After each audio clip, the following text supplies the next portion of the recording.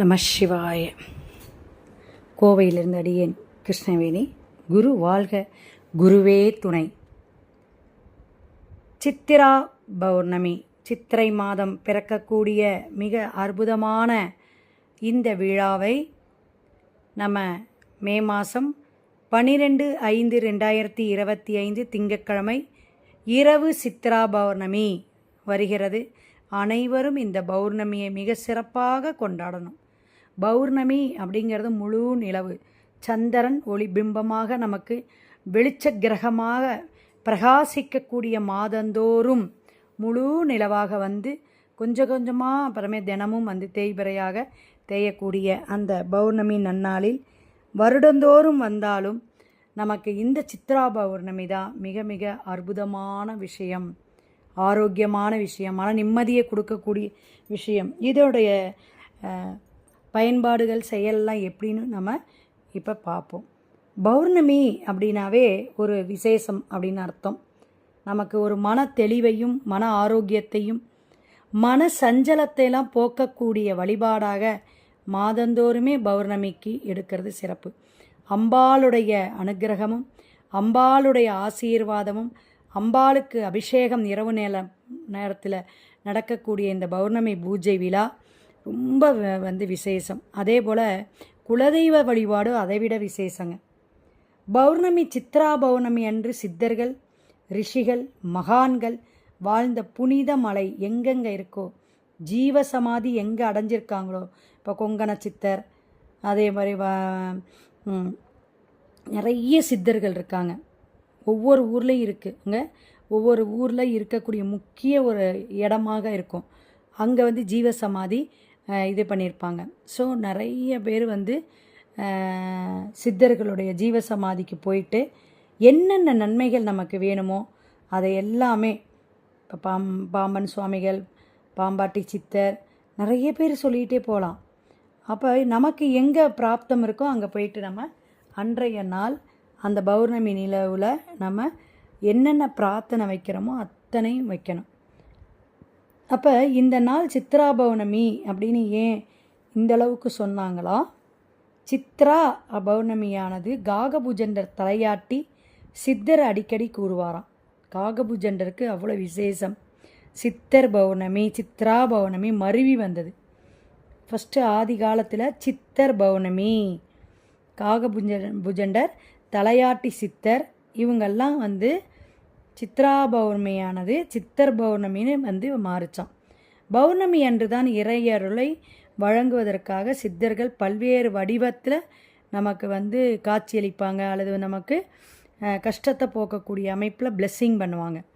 பூமிக்கே வராங்க. இப்போ கோரக்கர் தனது மலை வாடகம் அப்படிங்கிற நூல்லையே இதை பற்றி சொல்கிறாங்க. அதே போல் ஒவ்வொரு சித்ரா பௌர்ணமியிலும் இன்று வரை இலங்கையில் சிலோனில் சித்தர்களின் ஆதி இருப்பிடம் வேலோடு மலையில் இரவு முழுவதுமே 14 சித்தர்கள் சந்நிதியில் இன்று வரை மாபெரும் சித்தர் வழிபாடு, அபூர்வ காயக்கல்ப மூலிகைகள் என அற்புதமான வேள்விகள்லாம் நடைபெறுதான். அப்போ வேள்வி யாக பூஜையெல்லாம் நடத்துகிறாங்க. இப்போ பழனியில் எடுத்திங்கன்னா போகர் சித்தர், இது மாதிரி ஒவ்வொரு பிரசித்த பெற்ற கோயிலையும் சித்தர் இருப்பாங்க. அப்போ நிலவினுடைய ஒளியில் சில அபூர்வ ஆற்றல்கள் வந்து நமக்கு இந்த பிரபஞ்சத்துக்கு கிடைக்கும். அதை நல்ல ஒரு பாசிட்டிவ் எனர்ஜியை நம்ம பயன்படுத்திக்கணும். பயிர், செடி, கொடி, மூலிகைகள் செழிப்பாக வளர்வதற்கு தேவையான சக்தியை தரக்கூடியது நில ஒளி தான். அப்போ இந்த நிலா வெளிச்சம், இந்த சந்திரனுடைய ஆதிக்கம் நம்மளுடைய உடம்பு மேலே படும்போது அறிவு பலப்படும், நல்ல மனக்குழப்பமெல்லாம் நீங்கிரும், மன தெளிவை கொடுக்கும், புத்தி கூர்மையை கொடுக்கும்.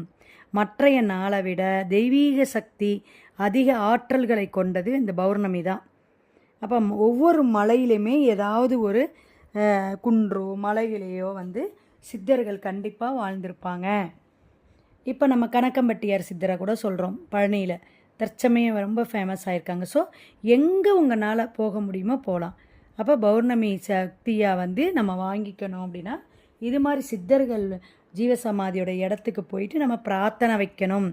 இரவு முழுவதுமே கண் விழித்து நம்ம பிரார்த்தனை வச்சுட்டு அந்த அதிகாலையில் வந்து பூஜையெல்லாம் பார்த்துட்டு நம்ம உச்சியிலேருந்து இறங்கி வந்துடணும். எந்த குன்றில் எந்த மலையில் இருக்குமோ பௌர்ணமி அன்று தெய்வ அருள் மூலிகை காற்றால் உடல் நலம் முழுவதுமே நல்ல ஒளியாக மன தெளிவு உண்டாகுது. அன்றைய நாள் தினம் புனித மலைகளுக்கு பஞ்சாட்சர மந்திரம், அதாவது ஓம் நம சிவாய், ஓம் நம சிவாய், ஓம் நம சிவாய், இந்த தாரக மந்திரம் நம்ம வாயில் உணர்ந்து சொல்லிக்கிட்டே இருக்கணும். உச்சரித்தபடியே அமைதியாக வந்தால் பலன்கள் இரட்டிப்பு. அங்கே போய் அரட்டை அடிச்சிட்டு சென்ஃபோன் பேசிகிட்டு இருக்கக்கூடாது. குறிப்பாக சித்தர்களுடைய அருளை நாம் தியானம் அமைதி காத்து நல்ல தவ வலிமையோடு வாங்கிக்கணும். அந்த ஆழ்ந்த தவத்தால் தான் பெற முடியும். சித்தர் பௌர்ணமி, சித்ரா பௌர்ணமி வழிபாட்டினோட மிக முக்கியமான அம்சமாக சித்தர்களுடைய அருளை பெறுவது தான் வரலாற்று செய்தியில் வலியுறுத்தி சொல்லியிருக்காங்க. அப்போ நமக்கு மட்டும் இல்லை, சித்தர்களுக்கும் சித்ரா பௌர்ணமி முக்கியமானது. அன்றைக்கு அவங்க ரொம்ப பிரகாசமாக நமக்கு ஏதாவது நன்மை செய்யணும், ப்ளஸ் பண்ணுறக்காக எதிர்பார்த்துட்டு இருப்பாங்க. அப்போ பூமியில் தினத்தன்று பூமியில் இருந்து வரக்கூடிய ஒரு வித உப்பு கிளம்புமா. அப்போ சித்ரா பௌர்ணமி அன்னைக்கு அந்த உப்புக்கு பூமிநாதன், பூநீர் அப்படின்னு பெயரா. அந்த உப்பு அதிகமான சக்தி தரக்கூடியது. சித்தர்கள் தான் கண்டுபிடித்து இந்த உலகத்துக்கு இதெல்லாம் சொல்லியிருக்காங்க. அப்போ சித்ரா பௌர்ணமி தினத்தன்று அந்த உப்பினுடைய சக்தி பெறுவதற்காகவே சித்தர்கள் பல இடங்களில் தோன்றுவாங்களாம். மேலும் பல முக்கிய ஸ்தலங்களில் உள்ள இறை மூர்த்தங்களையெல்லாம் வழிபாடுவதற்காக சித்தர்களுமே வருவாங்களாம். இறை மூர்த்திகளெல்லாம் பார்க்கணும், சிவன் கோயிலில் சிவனுடைய லிங்கமெல்லாம் தரிசனம் பண்ணுறதுக்காக வருவாங்க. இப்படி ஒரு நம்பிக்கையுடைய வகையில் தான் நம்பிமலை, கொல்லிமலை, பொதிகை மலை, தீர்த்தமலை, திருவண்ணாமலை, சதுரகிரி மலை, இலங்கையின் கதிர்காமம், கபிலவத்தை, வேலோடு மலை உள்பட நிறைய பல்வேறு மலைகளும் சித்தர்கள் வளம் வரக்கூடிய அமைப்பை இன்றளவும் வெள்ளியங்கிரி மலையெல்லாம் சொல்லிக்கவே வேண்டியதில்லைங்க. அப்போ இறைவனுடைய அருளை பெறுவதற்காக சித்தர்கள் பல்வேறு வடிவங்களை எடுத்து வருவதாக நம்பப்படுகிறது. வண்ணத்து பூச்சியாக வரும், நாகமாக வரும், விலங்காக வருவாங்க, ஏன் மனிதர்கள் போலவே கூட சித்தர்கள் வருவாங்க. இந்த வளம் வரக்கூடிய அமைப்பு இருக்கும். அது நமக்கு நம்மளுடைய ஞான திருஷ்டியில் நம்ம நல்ல பாக்கியம் புண்ணியம் செஞ்சிருந்தால் கண்ணில் படுவாங்க, தென்படும்.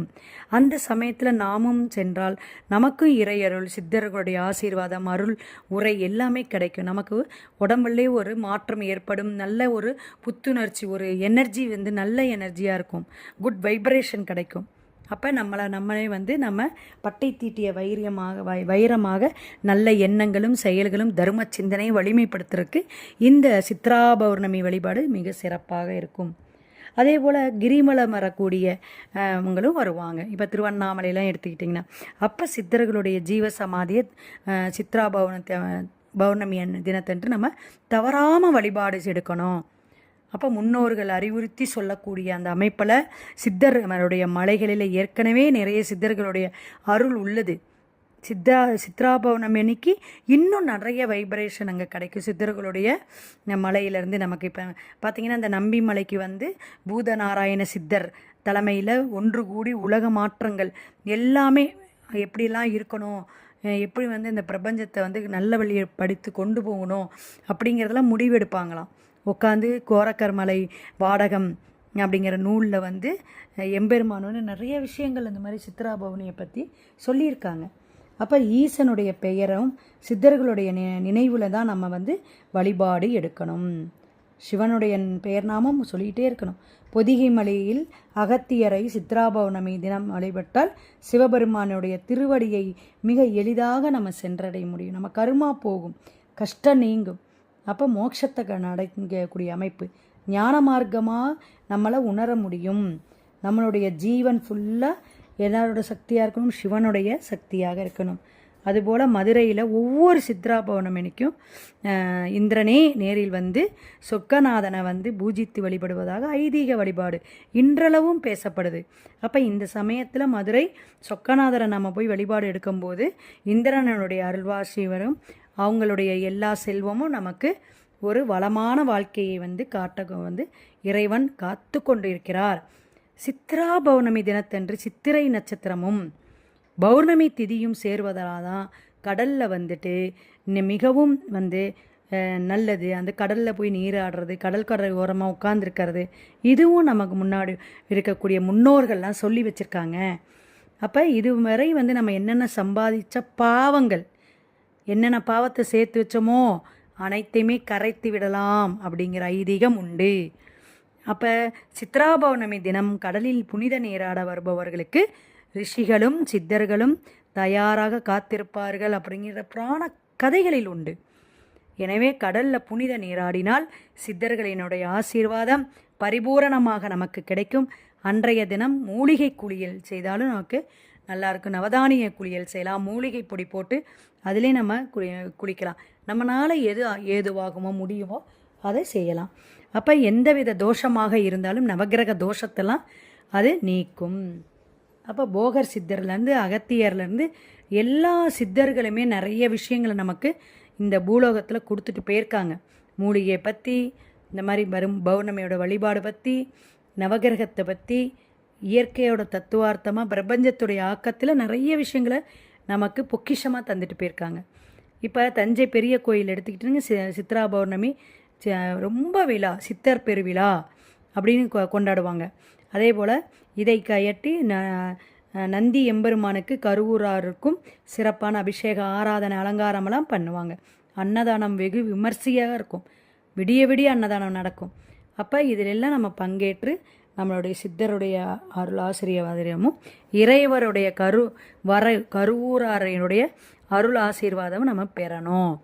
சித்தர்கள் பெரும்பாலும் ஏழை எளியவர்களின் பசியை போக்க தான் அன்னதானம் செய்யுங்க அப்படின்னு சொல்கிறாங்க. வேறு எதுவுமே அவங்க சொல்ல மாட்டாங்க. அப்போ நம்ம எல்லாரும் பசி இல்லாமல் இருக்கணும். வர ஏழைபாளையெல்லாம் நல்லா சாப்பிடணும். முடிந்தால் சித்ரா பௌர்ணமிக்கு அன்னதானம் செய்யலாம். இல்லை எனில் எங்காவது அன்னதானத்துக்கு உதவி செய்ய நீங்களே போய் ஏதாவது கொஞ்சம் கொடுத்துட்டு கூட வரலாம்.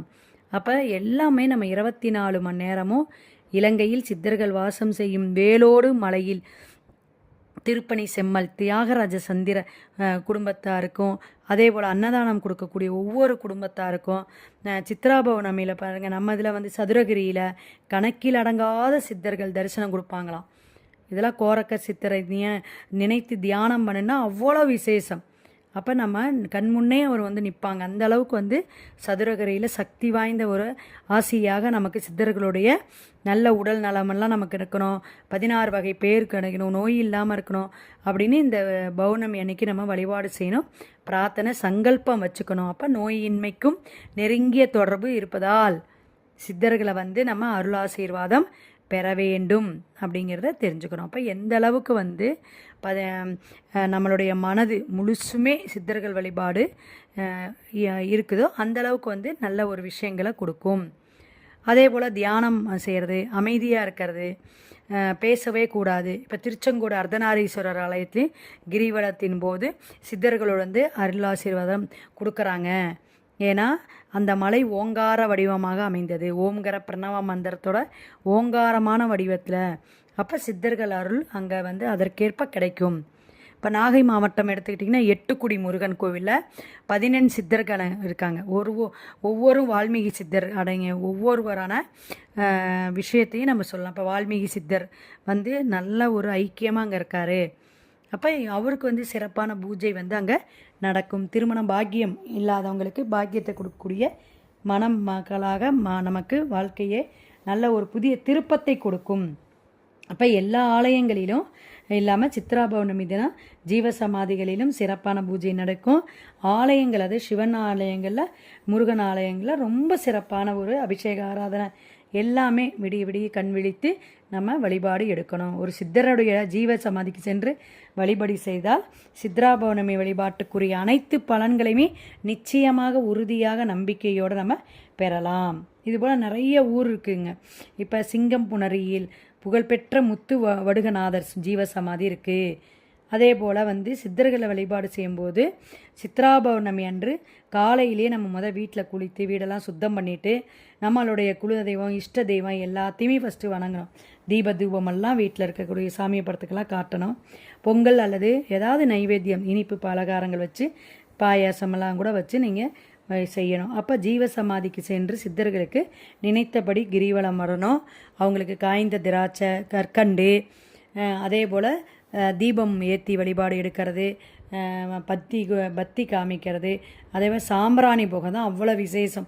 சாம்பிராணி புகை போட்டு நமக்கு அந்த சித்தர்களை வரவழைச்சு நம்ம மனதார ஒருமுகத்தோடு சிவனுடைய அருளாலும் நம்மளோட குலதெய்வம் இஷ்ட தெய்வமெல்லாம் வேண்டிக்கிட்டு சித்தர்கிட்டே நம்ம சரணாகதி அடைஞ்சால் நமக்கு தேவையானது எல்லா தேடல்களுக்கும் உண்மையாக நமக்கு நிச்சயமாக ஏதாவது ஒரு விஷயத்தில் விமோச்சனம், ஒரு விஷயம் நமக்கு நடக்கும், காரிய சித்தி கைகூடும் அப்படிங்கிறத இந்த சித்ரா பௌர்ணமியில் நம்ம வழிபாடு எடுக்கணும் அவசியம். ஏதாவது உங்களுக்கு சந்தேகம் இருந்தால் நீங்கள் ஃபோன் பண்ணி கேட்கலாம். ஜாதகத்தில் ஏதாவது சந்தேகம் இருந்தால் முழு ஜாதக பலனையும் டிஸ்பிளேயில் என்னோடய ஃபோன் நம்பர் வருது, கேட்டு தெரிஞ்சுக்குங்க. நம்ம கிட்டத்தட்ட 20 ஆண்டுகளாக அனுபவமாக ஜாதகத்துறையிலையும் அதேபோல் ஆன்மீக சொற்பொழிவுலையும் நம்ம நடத்திட்டு இருக்கோம். கோவையிலேருந்து அடியேன் கிருஷ்ணவேணி. வாழ்க வளமுடன், வாழ்க வளமுடன். திருச்சிற்றம்பலம்.